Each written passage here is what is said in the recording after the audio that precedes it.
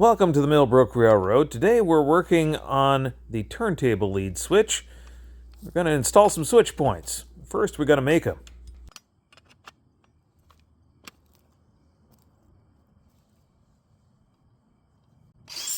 Now what I'm doing with the angle grinder is profiling a piece of 1/2 inch by 1/2 inch angle iron. And that is going to be our switch point. But I have to remove all the parts of this piece of angle iron that are going to interfere with the stock rail. Now, what is the stock rail, I hear you ask? Well, it's that piece of rail that's holding the switch point that I'm grinding. That piece of rail right there is called the stock rail. And the piece of rail that I'm grinding is called the point rail. That's the part that moves. Now, there are probably better ways to make a point rail than with an angle grinder. And you're probably right. A milling machine comes to mind. My milling machine doesn't work, so, well, it's an angle grinder for me.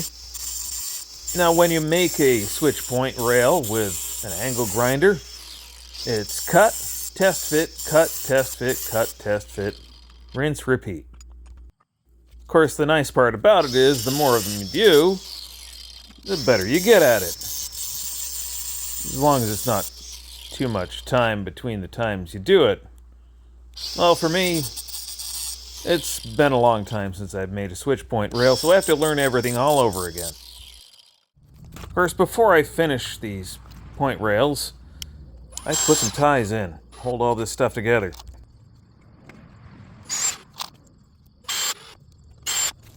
Now, the point rails are not the same height as the stock rails or any of the other rails.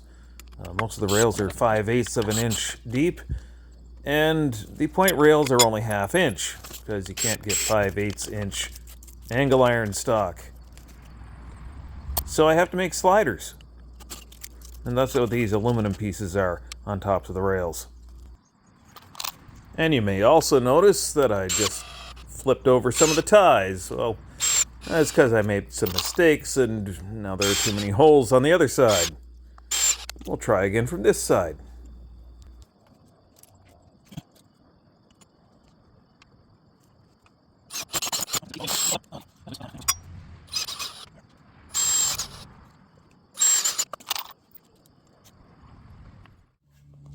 Now, I've never standardized my switch designs, so every switch is just a little bit different, and I'm just trying things out as I go along. So, well, eventually I'll standardize the design, I'm sure, but not yet. Now, that piece of aluminum you saw me put down before I put the point rails down is going to be a pivot bar. We'll see how well this works.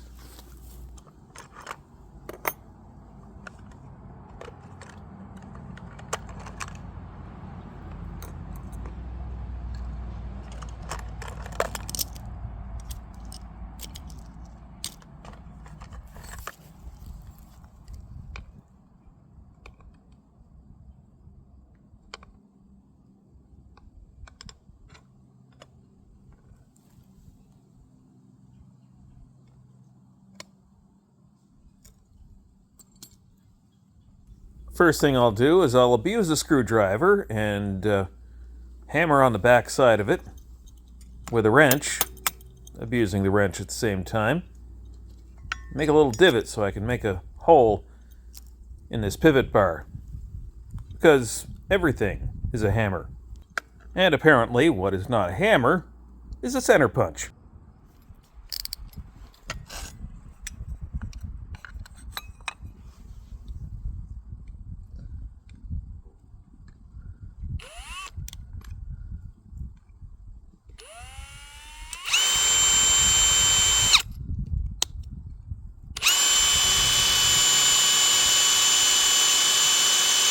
I'm going to spare you the drilling of the rest of these holes because, let's just say, mistakes were made.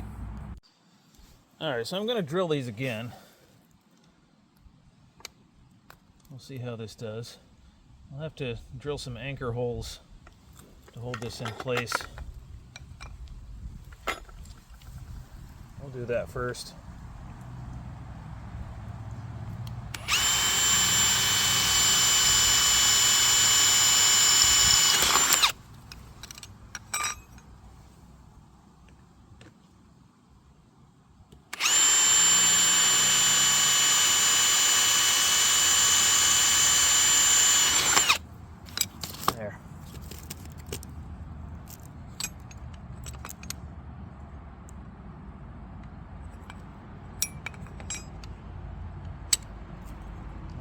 deburr this. I had a bag of insert nuts. They're supposed to go into 3D printed things, but hammered nicely into the aluminum. It's brass. File it down even with the back side of the aluminum plate, and well, I think this will make a good pivot bar for the point blades.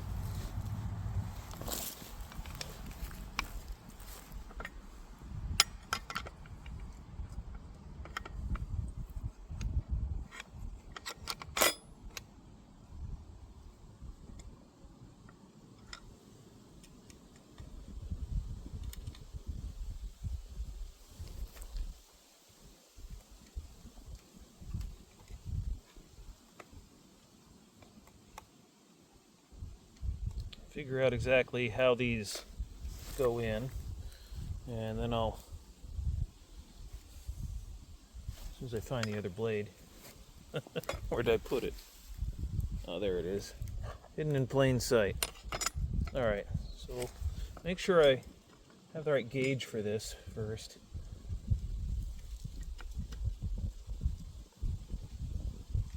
And then I'll make divots in the wood for it. Drill some holes. Get some clearance for the screws.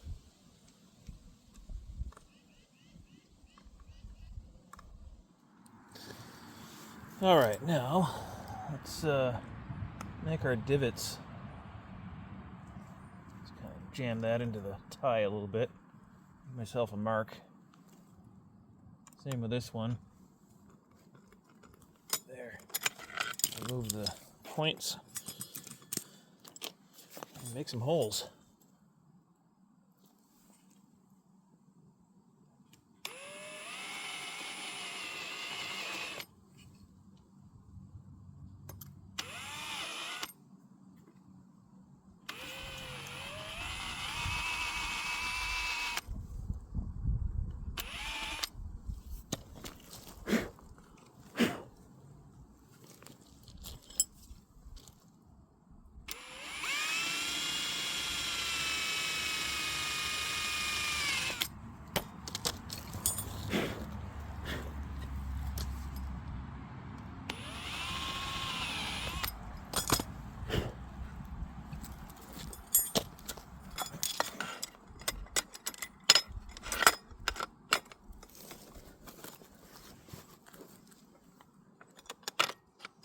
There.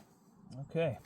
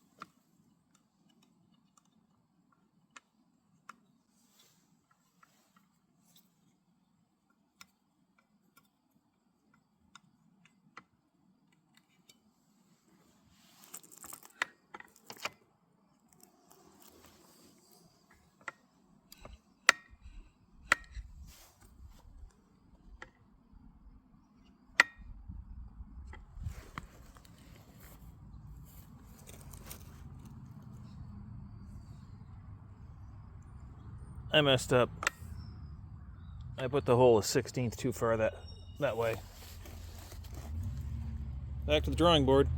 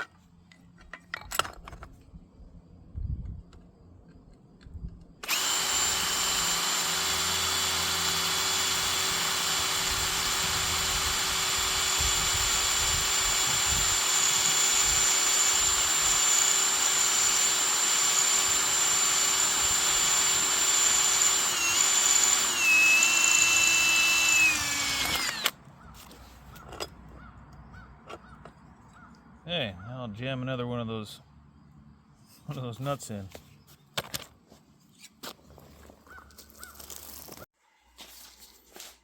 These are threaded inserts. They're actually for plastic, but they work in aluminum. Kinda. Sorta.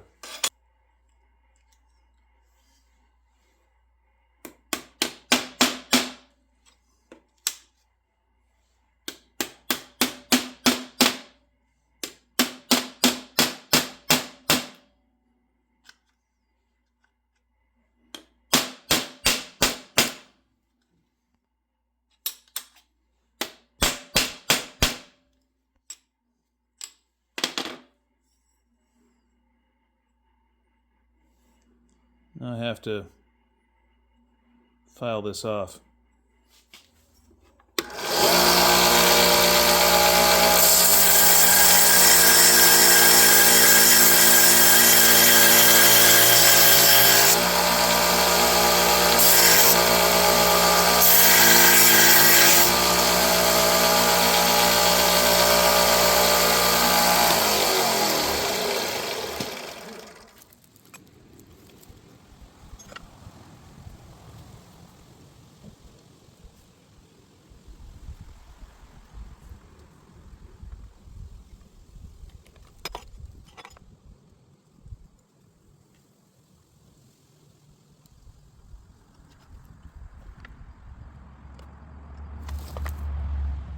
Now, I like to standardize things, but of all the things I haven't standardized, the switches are one of them. I don't have a standard switch design. I've got a standard size of material, but I'm still figuring things out when it comes to making switches. You know, that's maybe not a terrible thing. Well, let's make some holes in this. Oh. Let's give it a pilot hole. It's aluminum, so I can do it with a screwdriver tip and my hand. Just a little dimple. That's all it needs. And hopefully it follows it. Hopefully it's enough of a dimple.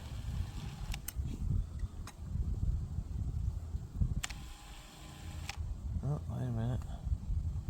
Almost. Just go slowly and see if I can. Yep, this is starting it. Alright.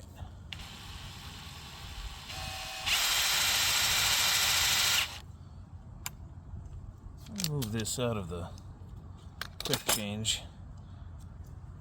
Put it actually in the drill here. Run truer that way. Yeah.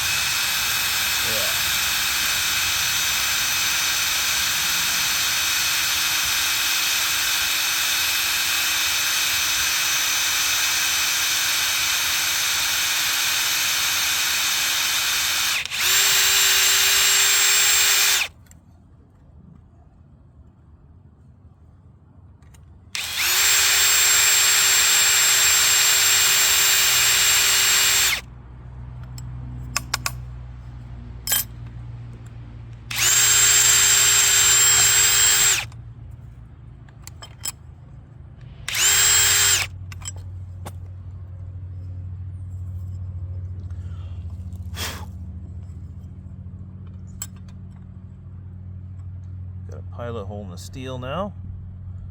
That's a good thing. Now I'll do the other side and get a pilot hole over here in the steel after I do the hole in the aluminum.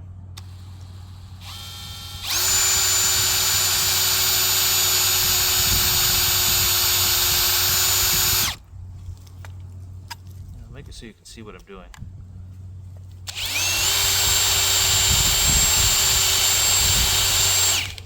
Oh, slipped.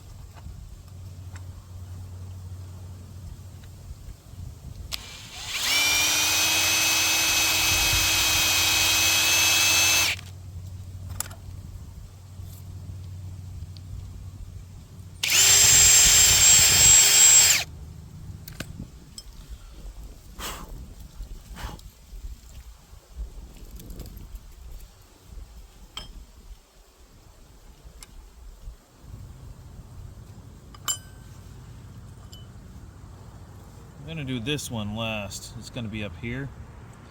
I'm going to drill the holes in the point rails first, and then drill the holes in this. Although I suppose I could trim it a little more on a grinder. That might be a good idea. It's a little bit wide.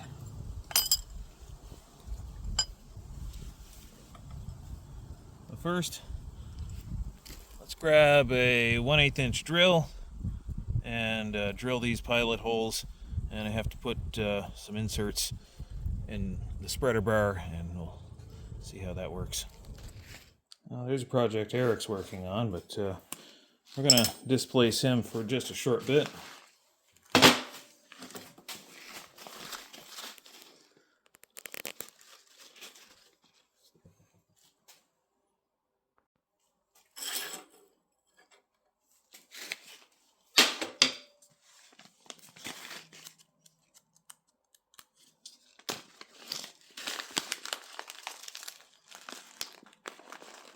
Now this is the first switch I've ever used these inserts on. We'll see how they last long term. At least on this part, I don't have to grind off the back side of these.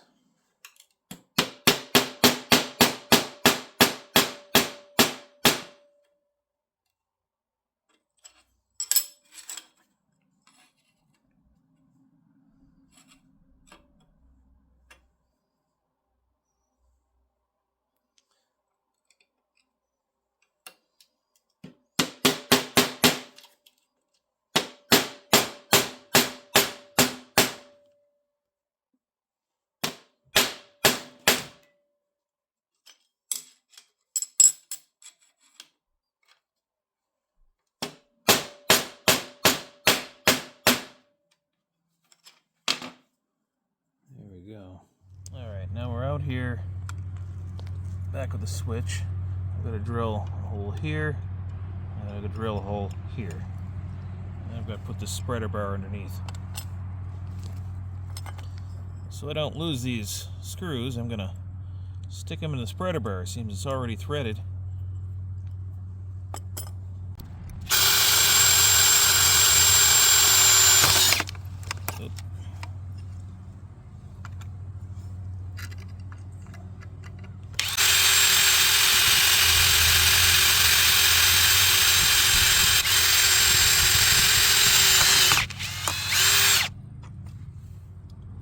The first time I've done a switch with 2 spreader bars, and it's just an experiment, and we'll see how it works. It might work, it might not. If it doesn't, I'll just remove 1 spreader bar.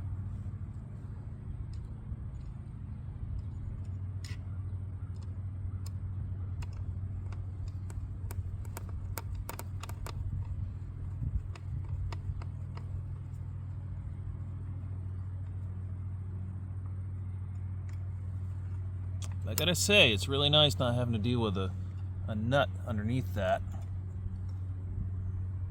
Having a captive nut like this is real convenient.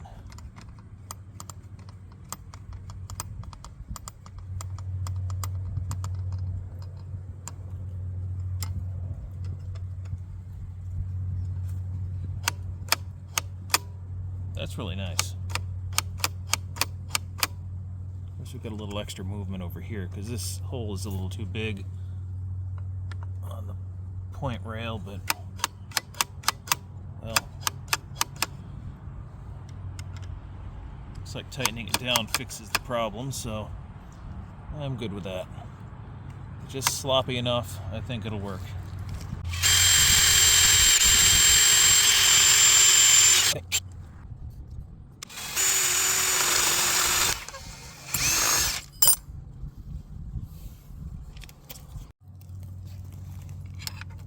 Okay, now I've got the spreader bar all ready. I can put this spreader bar in here. I've already drilled the holes.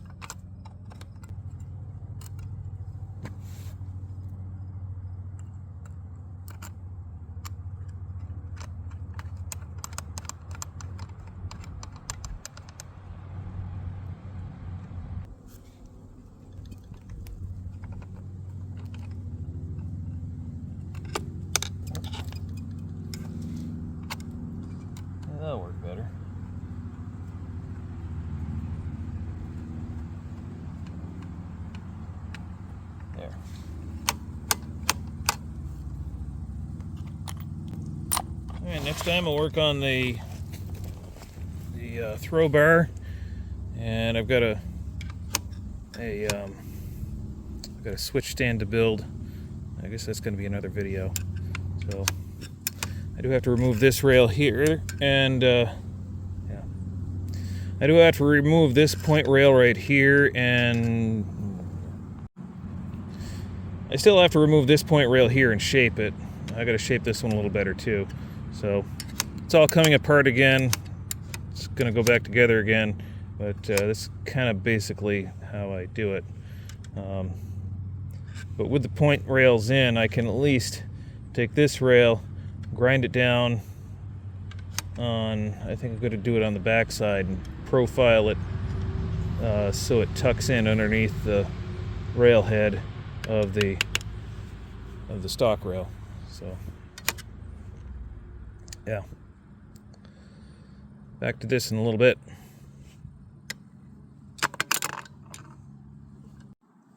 You know, it just occurred to me why I don't use a second spreader bar on switches. And that is the fact that I've been using a throw rod in between here, in between the rails, and this gets in the way of the throw bar in between the rails. So I can still remove this, and then I'll have a throw bar for another switch, actually. Shoot, that'll be good. I don't usually have parts in advance for these things.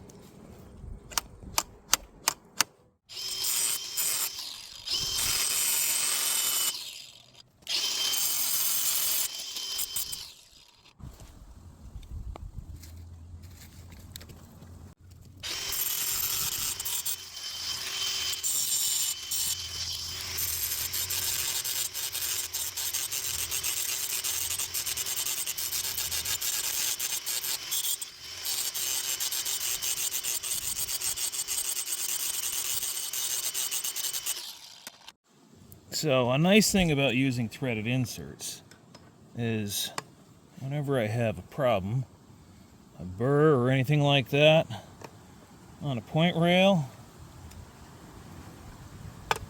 it's just as easy as this. Pull out the point rail,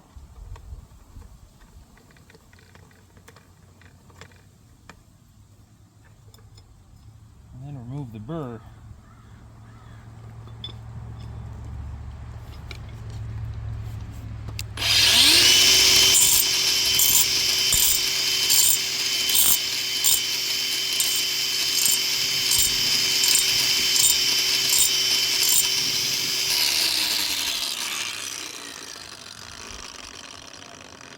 And stick it right back in, slick as you please.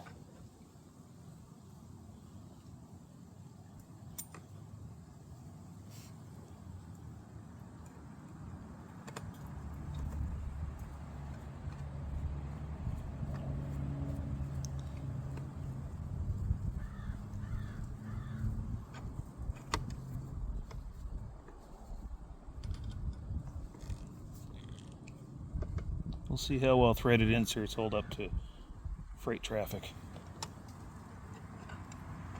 You might do okay.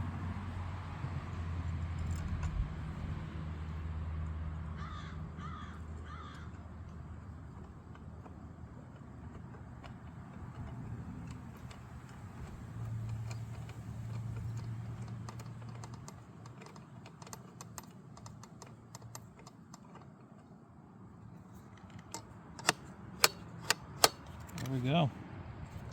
I took out this spreader bar because it was just in the way already.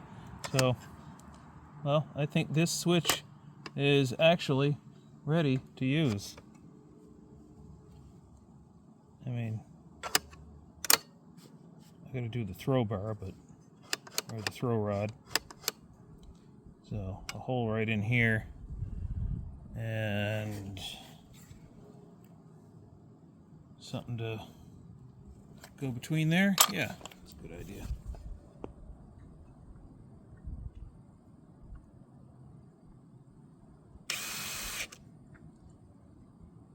You even want to change to a switch stand. I'm going to need this hole for the throw bar.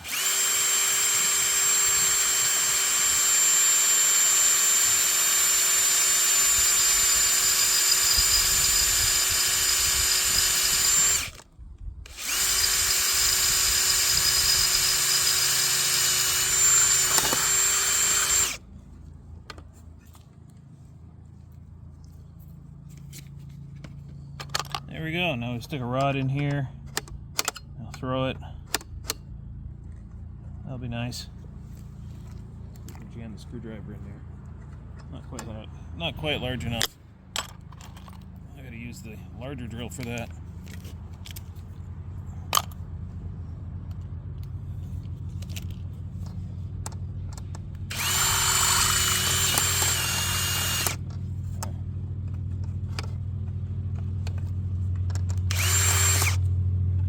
That also gets rid of the burr on the backside.